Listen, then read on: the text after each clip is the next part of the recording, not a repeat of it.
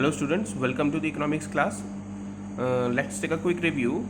After understood the concept of data and the meaning of data, different types of data, primary data and the secondary data, and we did also differentiate between the primary data and the secondary data.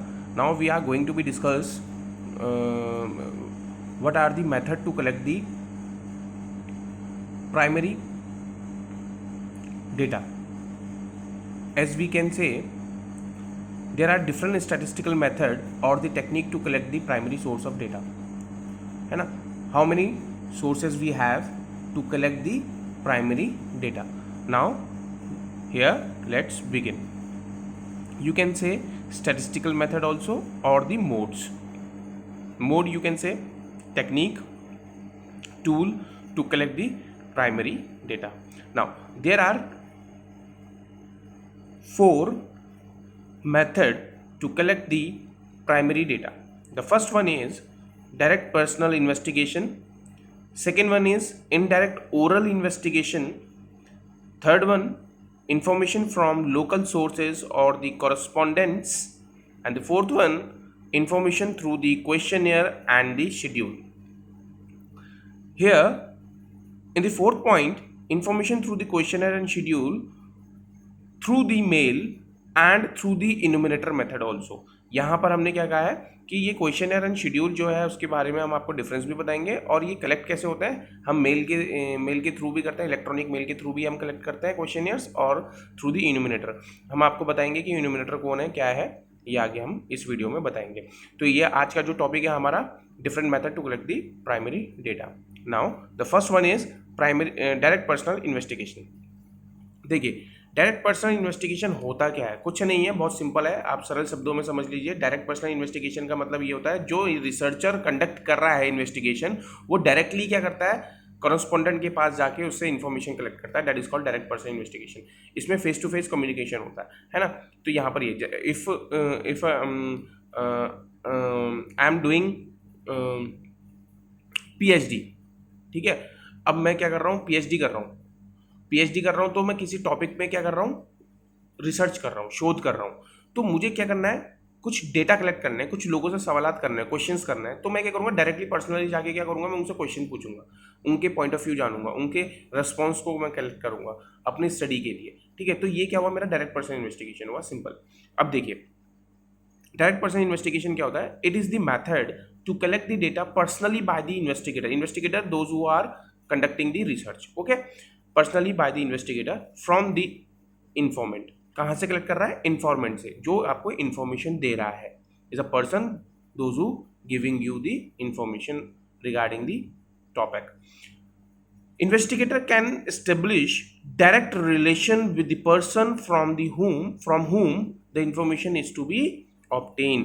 उससे क्या करता है वो, direct personal relation क्या करता है वो अपने मेंटेन कर लेता है, जिससे वो क्या कर रहा है, इंफॉर्मेशन कलेक्ट कर रहा है. The success of this method depend upon the availability of investigator.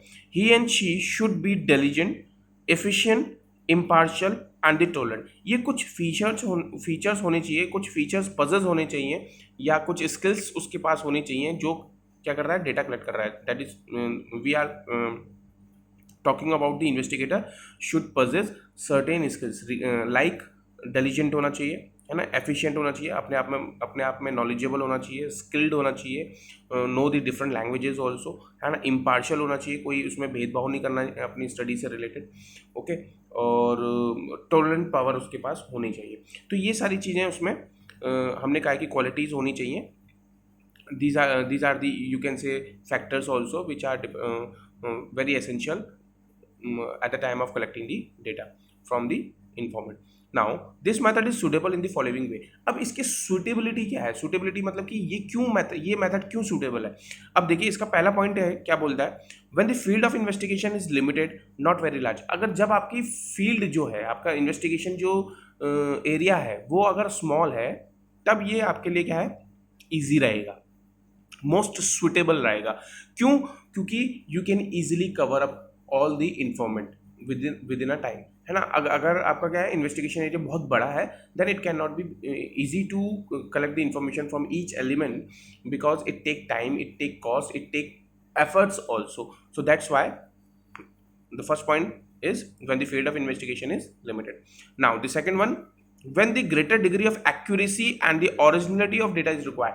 अब देखिए जैसे गवर्नमेंट एजेंसीज हैं, गवर्नमेंट खुद सेंट्रल गवर्नमेंट स्टेट गवर्नमेंट क्या करती है, डेटा कलेक्ट करती है, तो उनके लिए क्या है, ऑथेंटिसिटी बहुत इंपॉर्टेंट होती है. लीगल ऑथेंटिसिटी के अंदर क्या आ जाता है कि जो इन्फॉर्मेशन उनको मिले, फैक्ट्स एंड फिगर जो मिले वो सही मिले, उसमें कोई भी जरा सी भी मिस्टेक ना हो, कोई सा भी उसमें फेरबदल ना हो आंकड़ों में. तो यहाँ पर क्या बोला है, when the greater degree of accuracy, वहाँ पर एक्यूरेसी की अगर रिक्वायरमेंट ज़्यादा है, अगर ओरिजिनलिटी डेटा की रिक्वायरमेंट ज़्यादा है, तुम्हारी स्टडी रिसर्च जो तुम कर रहे हो, स्टडी जो कर रहे हो, उसके लिए ये मेथड बहुत इंपॉर्टेंट है. Because investigator himself contacting with the informant to collect the information, है ना, वो खुद जाके क्या कर रहा है, डेटा कलेक्ट कर रहा है. नाउ अब आगे थर्ड वन आ जाता है, information is to be kept secret. अब यहाँ पर क्या है, इन्फॉर्मेशन जो आप कलेक्ट कर रहे हो वो आप खुद जाके कलेक्ट कर रहे हो इन्फॉर्मेशन, है ना, इन्फॉर्मेंट से, कॉरेस्पॉन्डेंट से, तो वहाँ पर वो इन्फॉर्मेशन लीक होने के चांसेस नहीं होते हैं. आप क्या कर सकते हो, उसको सीक्रेट रख सकते हो. यहाँ पर ये मेथड इसीलिए सुटेबल है. दूसरा last point, when the direct contact with informant is required. जब ये आपको ज़रूरत पड़ती है कि आपको किससे मिलना है, कॉरेस्पॉन्डेंट से या इन्फॉर्मेंट से आपको डायरेक्टली मिलना होता है, तभी ये मेथड क्या है, सुटेबल है. Otherwise there is no need to be adopted it. The other one method you can choose it, या to prefer it. Okay, so these are the suitability of this method. Now come to the second one, the merit of direct personal investigation.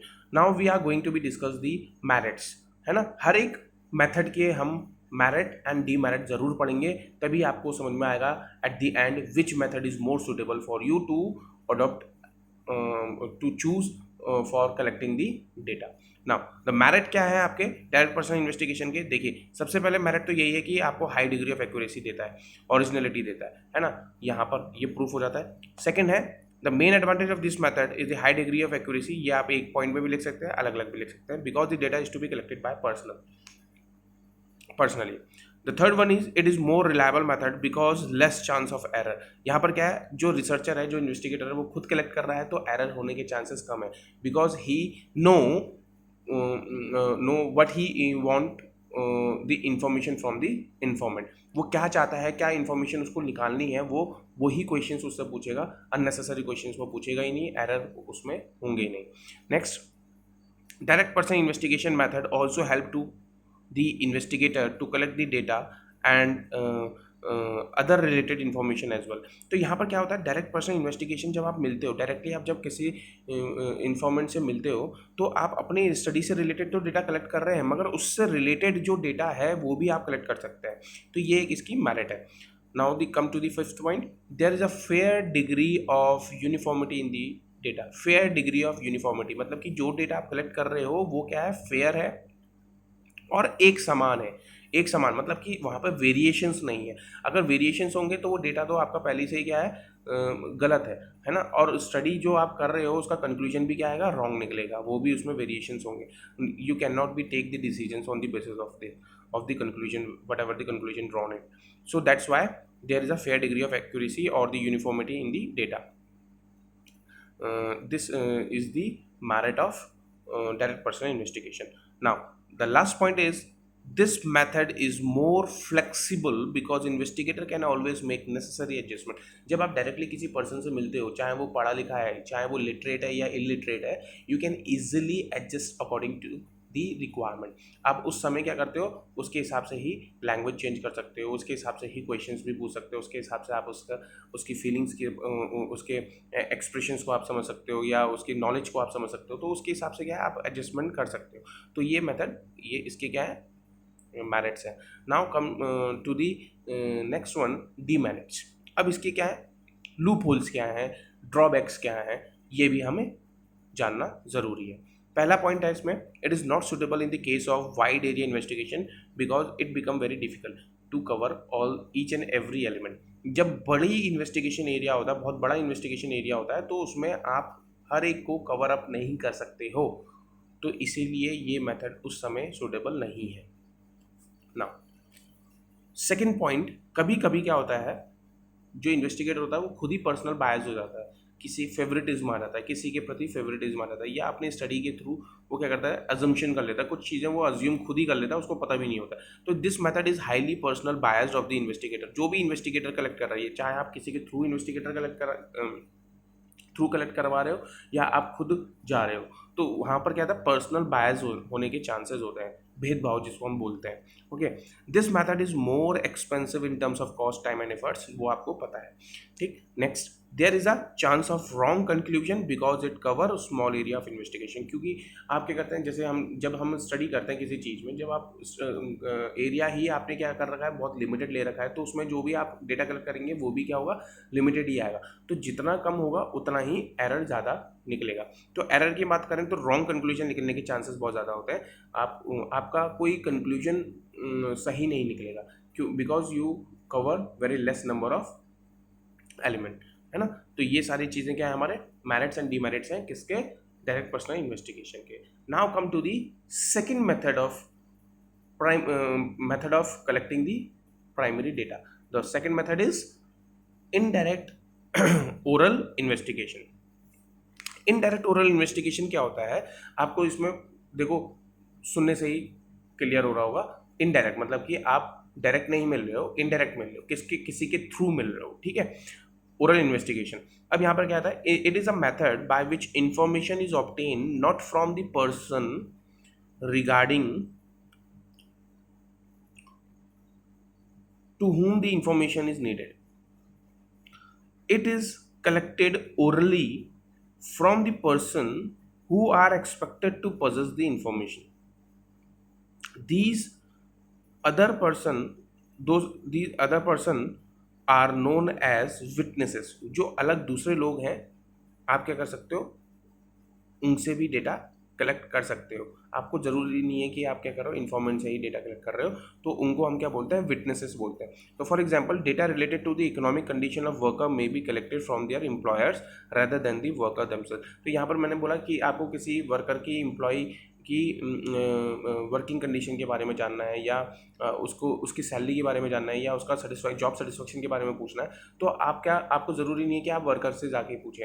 आप क्या कर सकते हो, उसके boss से जाके पूछ सकते हो, एम्प्लॉयर से जाके पूछ सकते हो। उनके पास बहुत सारे फीडबैक होते हैं, या उनके पास वो क्या करते हैं, आपको बता सकते हैं कि हमारे एम्प्लॉय को हम क्या क्या फैसिलिटी दे रहे हैं, या हमारी एम्प्लॉय की क्या सैलरी है, क्या इनकम है, वो आपको इन्फॉर्मेशन मिल सकती है। तो यहाँ पर इसका मतलब क्या है, इनडायरेक्ट ओरल इन्वेस्टिगेशन जो हमने आपको बताया।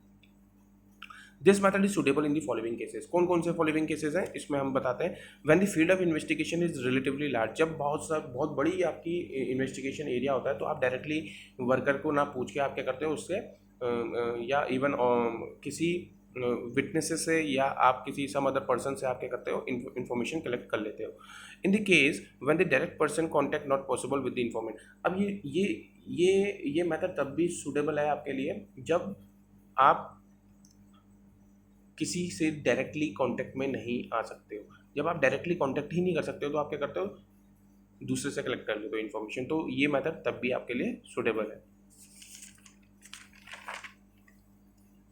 Now the third one is the concern informant are not capable of giving the information because of their ignorance और the illiteracy.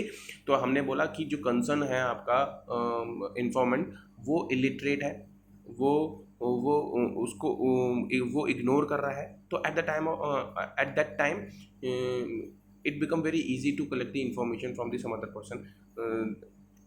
So this is the suitability of this method. It is suitable when the investigation is so complex, then only experts can give the information.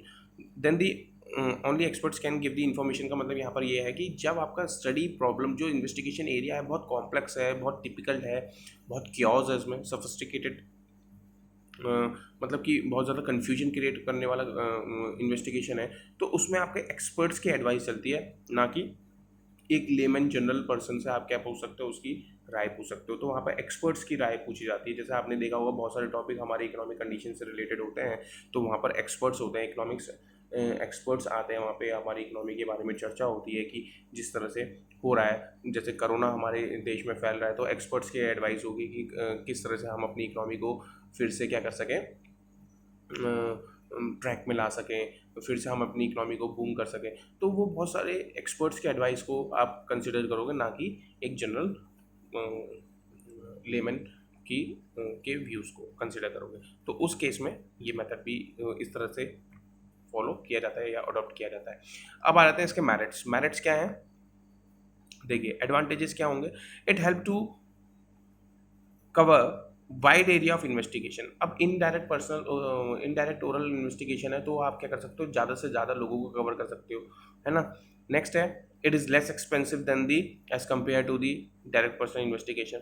Next है, the information obtain from this method is more reliable because the expert opinion. आप क्या कर सकते हो, इसके ऊपर भरोसा कर सकते हो क्योंकि वो एक्सपर्ट्स की एडवाइस है। नेक्स्ट है, this method is totally fully free from personal बायस, क्योंकि आप दूसरे से एडवाइस ले रहे हो, दूसरे से इंफॉर्मेशन कलेक्ट कर रहे हो, तो वो क्या है, पर्सनल बायस नहीं होगी उसमें, है ना। यहाँ पर आप क्या कर सकते हैं, ये पॉइंट में देखिए आप, दिस मेथड इज टोटली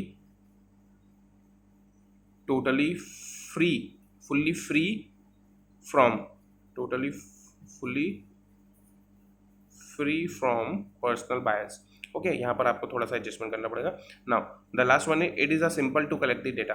अब यहाँ पर क्या बहुत सिंपल मेथड है डेटा कलेक्ट करने के लिए। ये इसके सारे मेथड मेरिट्स हमने कंसिडर किए। अब आ जाते हैं इसके डीमेरिट्स। अब देखिए डीमेरिट्स क्या होंगे इसके इनडायरेक्ट पर्सनल इन्वेस्टिगेशन के।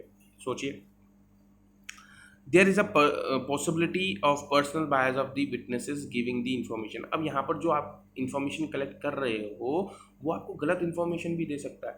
ज़रूरी नहीं है कि वो आपको सही इन्फॉर्मेशन दे रहा हो, ठीक है। आपके स्टडी को घुमा भी सकता है, आपके स्टडी जो आप रिसर्च कर रहे हो, आपके जो प्रॉब्लम के ऊपर आप इन्फॉर्मेशन कलेक्ट कर रहे हो, वो आपको गलत भी दे सकता है। There is a chances of personal biasness, there is chances of error, है ना। Sometimes, next one, sometimes this method leads to doubtful conclusion because carelessness of the witnesses. यहाँ पर क्या है, कभी कभी हमारे जो कंक्लूजन निकलेंगे रिसर्च में, जो हम निकालते हैं, वो गलत भी निकल सकते हैं, क्योंकि पहले से ही विटनेस ने जो आपको इन्फॉर्मेशन दिया था वो गलत दिया था, उनकी लापरवाही की वजह से।